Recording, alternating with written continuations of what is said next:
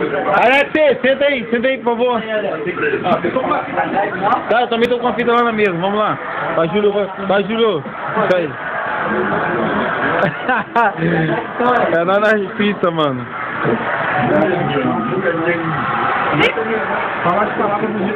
É, tem que dar um escudo. É, vai lá.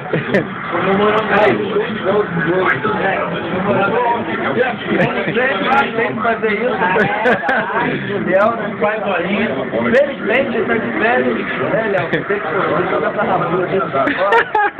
Todos os aniversariantes comeram morango, que é um incentivo aqui da equipe aqui, é uma brincadeira que nós fazemos sempre. E como o chefe recusou, é oferta o proletor dessa situação, eu vou fazer o mas Alex! Primeiro vou todo aniversariante tem que comer a fruta do bolo pra falar que a melhor parte do bolo o cara comeu. Pra falar, eu não comi nada lá e me deixaram com fome. O cara não gosta da folhinha.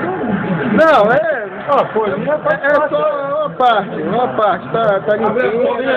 É comestível. Calma, Alex. Olha o coração. Isso eu já sei como que vai, né? Vai não, isso aí vai pros dados confidenciais deles do YouTube mundial. Tira a folhinha, pelo menos. Quase ninguém. Pode tirar as folhinhas,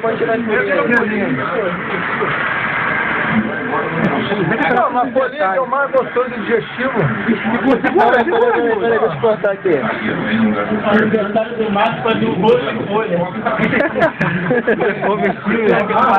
É o Papa? Fala um bolo de folha. Eu vou fazer, eu não vou cortar isso. Alex. Não! Me deu cacetada!